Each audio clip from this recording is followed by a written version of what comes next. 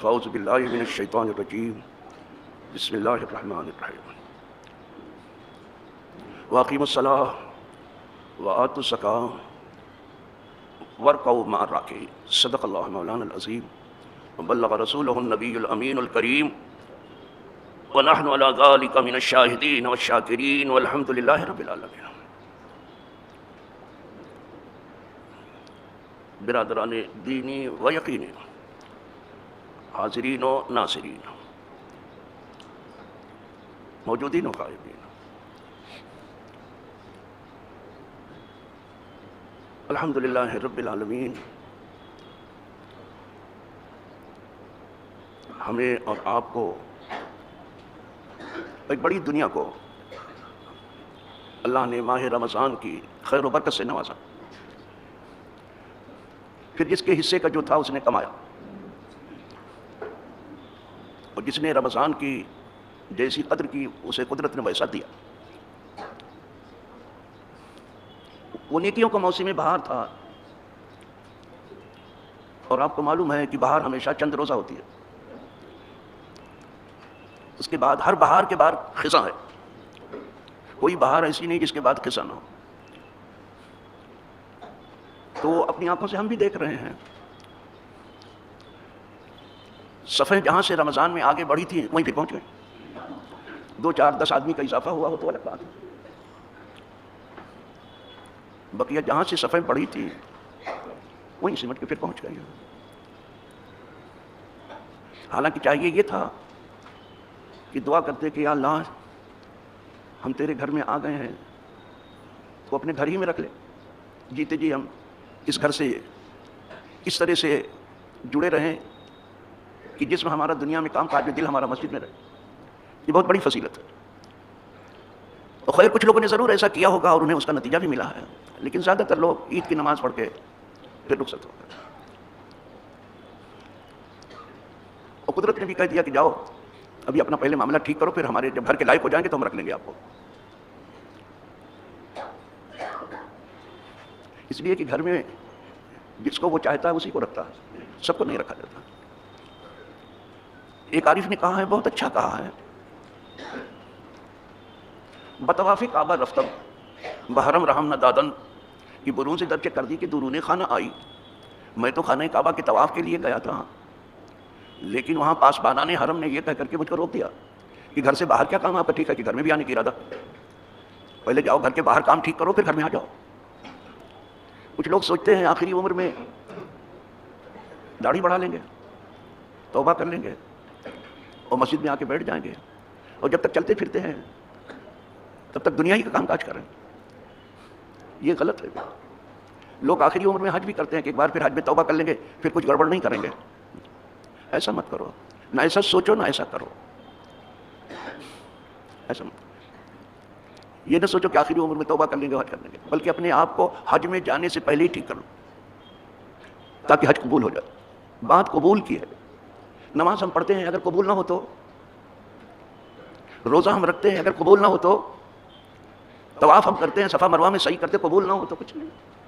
اور یہ ادا حضرت خلیل سے آپ سیکھو۔ خانہ کعبہ جب آپ نے بنا لیا تو دعا کے لیے ہاتھ اٹھا دیا کہ اللہ تیرے حکم سے تیرا گھر تو ہم نے بنا دیا، بنانا ہمارا کام تھا، قبول کرنا تیرا، ربنا تقبل منا انک انت السمیع العلیم۔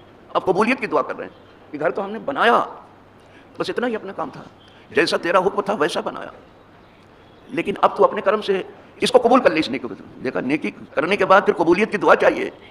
تو نماز تو آپ نے پڑھی ہے، دعا کرو اللہ قبول کر لے، نماز تو پڑھی ہے ہم نے، لیکن تو قبول کر لے تو سب سے اچھی بات، تب بڑی بات ہے۔ روزہ تو رکھا ہے ہم نے، اللہ تو قبول کر لے، قبول کر لے۔ زکوٰۃ تو دی ہے، اللہ تو اس کو قبول کر لے۔ فطرہ ادا کیا ہے، اللہ تو اس کو قبول کر لے۔ حج کیا ہے، اللہ اس کو قبول کر لے۔ عمرہ کیا ہے، اللہ تو اس کو قبول، قربانیاں کی ہیں، اللہ قبول۔ قبولیت کی دعا کرو کہ میرا کام کرنا تھا، تیرا کام سامنے نماز نہیں بابا کوئی پڑھے، میرا کام کرنا تھا، تیرا کام قبول کرنا ہے۔ سامنے کوئی نماز نہیں پڑھے، کنارے جا کے پڑھے، پوری مسجد پڑھی ہوئی، ایک دم سامنے آتے ہیں معلوم ہوتا ہے کہ ابھی اقامت پڑھیں گے۔ کبھی عقل آئے گی لوگوں کو کہ نہیں؟ پتہ نہیں ہے کس درخت کے نیچے آدمی جوان ہو رہا ہے اور کس درخت کے نیچے بوڑھا ہو رہا ہے، اتنی بیگانگی دین سے کچھ معلوم نہیں۔ تو اصل بات قبولیت کی ہے کہ اللہ تو ربنا تقبل منا، اے رب ہمارے یہ گھر جو ہم نے بنایا ہے، دنیا کی اس بتکدے میں یہ پہلا گھر ہے خدا کا، دنیا ایک بتکدہ ہے، اس میں پہلا گھر، دنیا کے بتکدے میں پہلا یہ گھر خدا، ہم اس کے پاس وہاں، یہ پاس وہاں، ہمارا گھر تو بنا دیا ہے مولا، تو اسے قبول کر۔ اور ایک دعا اور بھی کی تھی خلیل نے، وہ بہت زبردست ہے کہ ہمارا کام تو صرف گھر ہی بنانا تھا اور تیرا کام قبول کرنا تھا، لیکن گھر ہم نے بنایا ہے، امام تو بھیج دے اس گھر کے لائق، تب حضور آئے، دعائے خلیل سے حضور آئے ہیں۔ ہم آج بھی گھر تو بناتے ہیں بڑے شوق سے، وہ بہت پیسہ اس میں لگاتے ہیں، وہ بہت اس کی آرائش و زیبائش میں وقت لگاتے ہیں، پیسہ لگاتے ہیں، لیکن جب امام لانے کا وقت آتا ہے تو ڈھیلے ہو جاتے ہیں، نہ یہ ممبر بولے گا نہ یہ محراب بولے گی، اس کو جتنا چاہو سجا لو کوئی فائدہ نہیں جب تک کہ بولنے والا جاننے والا امام نہ ہو۔ مکان کیسا ہی بنا لو، جب تک مکین زبردست نہ ہوا کچھ مطلب نہیں۔ مکان کو ہے زینت مکین کے قدم سے، اس مکان کو زینت جو ہے یہاں رہنے والوں کی وجہ سے، یہاں کے امام سے ہے، یہاں کے محسن سے ہے۔ میں اس مکان بنا، کوئی رہنے والا نہ ہو تو کیسا مکان بنا دو گے آپ؟ تو جس شان کا مکان ہو مکین بھی اس شان کا ہونا چاہیے۔ بہت اچھا کہا کسی مکان کو ہے زینت مکین کے قدم سے، کسی بھی مکان کو رہنے والوں کی وجہ سے زینت ہے، رہنے والا ہی نہیں تو مکان کیا کرے گا؟ خالی مکان پڑا رہے گا، کیا تالا لگا رہے گا؟ مکان کو ہے زینت مکین کے قدم ہے، مکے سے افضل مدینہ تمہارا، مدینہ جو افضل ہو گیا وہ حضور کی وجہ سے، کیونکہ حضور وہاں ہیں۔ آئی بات سمجھ میں؟ حضور وہاں ہیں،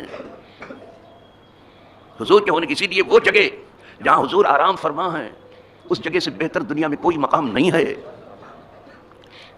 اسی لیے صدیق اکبر نے بھی آرزو کی تھی کہ زندگی بھر تو حضور کے قدموں میں رہے، میرے مولا اگر تو چاہے تو پردہ کرنے کے بعد بھی حضور کے قدموں میں رکھ دے۔ بس یہ آرزو کی تھی، اللہ نے پوری کر دی صدیق اکبر کی، لیکن ناز اتنا تھا صدیق اکبر کو، کہا میرا جنازہ رکھ دینا روضہ اطہر کے سامنے، اور میری طرف سے حضور کو سلام پیش کرنا، یہ آپ کا خادم، یہ آپ کا غلام، یہ آپ کا یار غار آپ کو سلام کرتا ہے، اور اجازت چاہتا ہے کہ اگر آپ چاہیں تو اپنے قدموں میں جگہ دے دیں، اور نہیں تو پھر میں عام مسلمانوں کے قبرستان میں دفن ہو جاؤں۔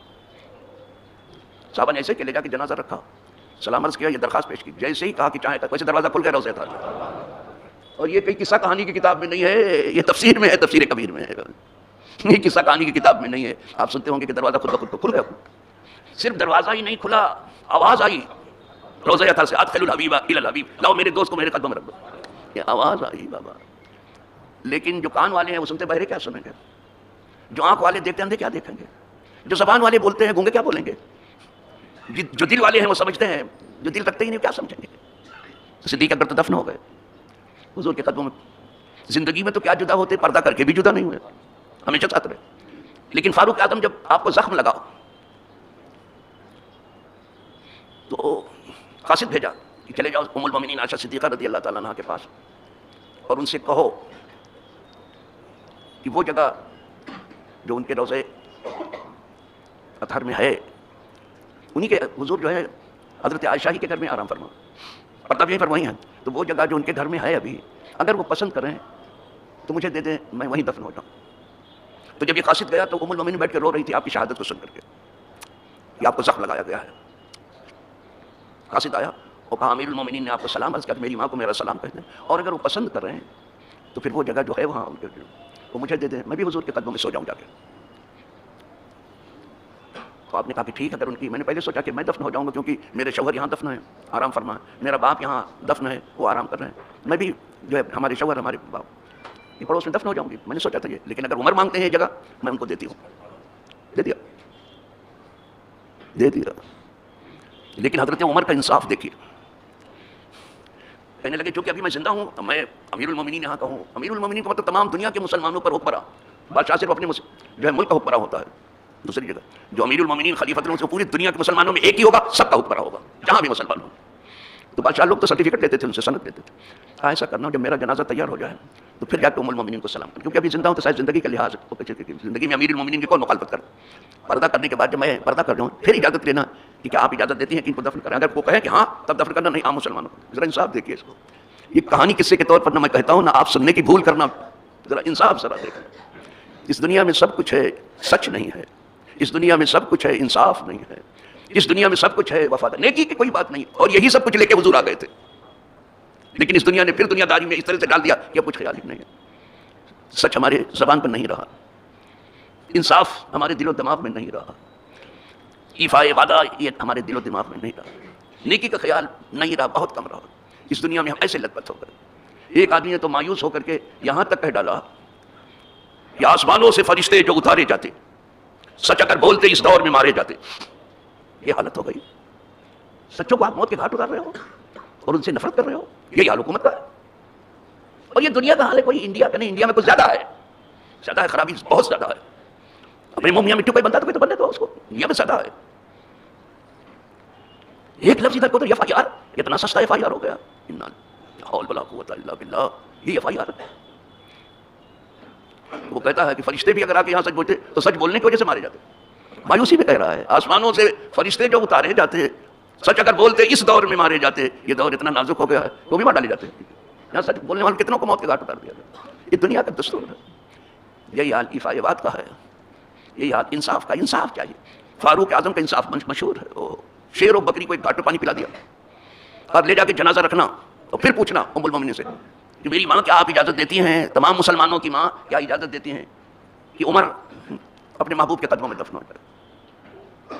رکھا گیا جنازہ، لیکن وہ مومنین کا کہنا تھا کسی دباؤ میں وہ آتی نہیں تھی، کسی کو خاطر بھی نہیں لاتی تھی، کسی کو نہیں خاطر لاتی، اسی لیے مروان جو ہے اس کی بڑی مذمت کرتی تھی، اب بہت تنگ تھا، وہ کسی کو بھی خاطر میں نہیں لاتی تھی، وہ سب کی ماں ہے، ماں کس کی کس کو خاطر میں لاتی ہے۔ جیسے لوگوں نے کہا، انہوں نے کہا ایک بار میں نے کہہ دیا کہ میں نے جگہ دے دیا، یہ نہیں کہ عمر سے ڈر کر کے کہا، خدا سے ڈر کر کے کہا، آئی بس وہ سب خدا سے ڈرنے والے، کسی سے ڈرنے کی ضرورت نہیں، صرف خدا سے ڈرنے کی ضرورت ہے۔ تو جو خدا سے ڈرتا تھا میں نے جگہ دے دی تو دے دی۔ تو اگر جگہ کو اتنی قیمت نہ ہوتی تو کیسر و کسرا کو ہلا دینے والا حکمراں کیوں وہ جگہ مانگتا؟ جگہ کو حضور کی وجہ سے اس جگہ کو کیا قیمت ملی ہے۔ تو مکین کو درجہ دو، آپ لوگ مکان کو درجہ دے رہے ہو، مکین کو نہیں۔ مسجد بڑی شان سے بناتے ہیں، 1 کلومیٹر دور سے دیکھیں، امام اتنا ٹنگو کھڑا کرتے پہلی سب سے نہیں دکھائی دیتا۔ ارے دادا، ہم نے دیکھا بہت سی مسجد 2-3 کلومیٹر دور سے ان کا مینار دکھائی دیتا ہے، اور امام کو دیکھا تو پہلی سب سے نہیں دکھائی دیتا۔ یہ نہیں کہ اس کا جسمانی قد و قامت بہت چھوٹا، علمی قد و قامت کچھ نہیں ہے اس کا، جانتا ہی نہیں کچھ، 2-4 سورج سے زیادہ۔ تو سمجھ لو جو کچھ ہے عزت اس مکان کو مکین کا۔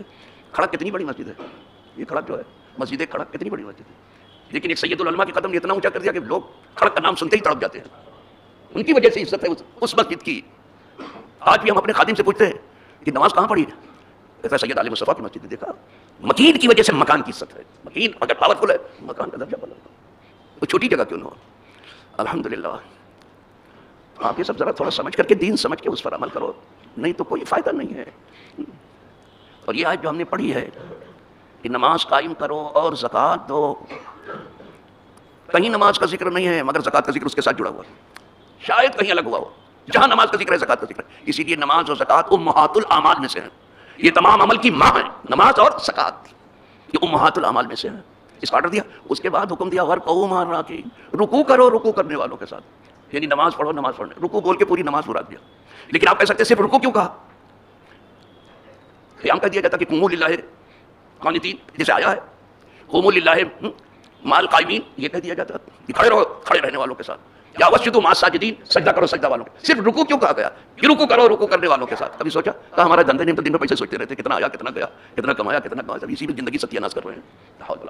رکوع کیوں کہا گیا کہ رکوع کرو رکوع کرنے؟ اس لیے کہ صرف اس امت میں رکوع ہے، کسی اور امت میں نہیں ہے، صرف قیام ہے سجدہ ہے، یہ حضور کی امت میں رکوع ہے۔ تو کہا مسلمانوں والی نماز پڑھو، عیسائیوں یہودیوں والی نہیں۔ آئی بس اتنا ہم کو بچنے کا حکم دیا گیا، اور ان کے راستے پہ ذرا سے چلتے ہیں تو کہتے ہیں ہم تو ماڈرن ہو گئے۔ واہ بھائی واہ، تو تھوڑا ماڈرن اپنی قبر بھی بنا لیجیے، ہماری قبر بھی ماڈرن بنا دیں، ذرا بنا کے بتاؤ تو سر، قبر تو مسلمانوں جیسی بنواتے ہو، زندگی میں ماڈرن ہو گئے، کچھ ایڈوانس ہو گئے۔ لاہور بنا کہاں پڑھ کے چلے گئے؟ ایڈوانس ہونا آگے بڑھ جانا، کہاں پڑھ کے چلے گئے آپ؟ یہودیوں کی طرف، یہ نصرانیوں کی طرف۔ واپس آؤ پھر حضور کے قدم میں، ایڈوانس ہوئے ہونا پیچھے آؤ، سب کہتے آگے بڑھو، کہتے پیچھے ہٹو، 1400 سال پیچھے ہٹو، اور جہاں سے چلے تھے پھر حضور کے قدم میں آ جاؤ۔ یہ میں ہی نہیں کہہ رہا ہوں، اقبال بھی یہی کہتا ہے، مصطفیٰ میرے ساں خیش را کی دی ہم، اے مسلمان پھر آ حضور کی طرف، اس لیے کہ حضور ہی ہمارا دین ہے۔ اگر بہو نہ رسیدی تمام بولا بھی، اور اگر حضور کے قدموں میں جیتے جی یا مر کے نہ پہنچا تو یہی تو مکمل جو ہے بولا بھی ہے، یہ پوری بولا بھی ہے۔ خیر یہ تو اقبال ہے، آپ کہیں کہ شعر و شاعری سے استدلال کہاں پورا ہوگا، حالانکہ بعض شعر الہامی ہوتے ہیں۔ تو چلو مفتی کی بات سنا دیتے ہیں، ہمارے پیر و مرشد بتاتے ہیں حضور مفتی اعظم ہند، صرف مفتی اعظم ہند نہیں تھے، مفتی ورلڈ تھے، وہ پوری دنیا کے مفتی تھے، وہ صرف ہند کے نہیں تھے، پوری دنیا کے مفتی تھے وہ۔ ہمارے پیر مرشد وہ کہتے ہیں میرا دین و ایمان فرشتے جو پوچھے، دین بھی پوچھے گے فرشتے، ایمان بھی پوچھیں گے، سب سے پوچھتے ہیں. میرا دین و ایمان فرشتے جو پوچھے گے اے مصطفیٰ رضا تمہارا دین کیا ہے، تمہارا ایمان کیا ہے؟ کیونکہ حضور وہاں حضور خود آئیں گے یا پردہ اٹھا دیا جائے گا تو حضور کی طرف اشارہ کر دیں حضور ہی ہمارا دین ہے، حضور ہی ایمان، تمہاری ہی جانب اشارہ کروں. دیکھا آپ نے؟ تو واپس آؤ، آپ جو ایڈوانس ہے نقصان اٹھاؤ گے، جیسے آنکھ بند ہوگی نقصان اٹھاؤ گے. جب حلق میں آنکھ کی جان پھنسے گی پھر پتہ چلے گا یہ ایڈوانس ہونا کیا ہے. طریق مصطفیٰ کو چھوڑنا ہے وجہ بربادی، اسی سے قوم دنیا میں ہوئی بے اعتبار اپنی. حضور کا راستہ چھوڑنا یہی تباہی کا گھر ہے. آپ پوچھتے ہو ہم تباہ کے ہوئے درجے سے نیچے کیوں گئے؟ حضور کا راستہ چھوڑا گیا. طریق مصطفیٰ کو چھوڑنا ہے بچے بربادی، اسی سے قوم دنیا میں ہوئی بے اعتبار اپنی. نہ کوئی مذہبی اعتبار آپ کا رہ گیا، نہ سیاسی وزن آپ کا کوئی دنیا میں رہ گیا. جی رہے ہو، کھا رہے ہیں، پی رہے ہیں. اللہ پاک ہماری پہلی والی عزت بحال کر دے اور ہم سب کے گناہوں کو معاف کر دے اور جیتے جی ہمارے ہمیں حضور کے قدموں میں پہنچا دے. وآخر دعوانا الحمدللہ رب العالمین.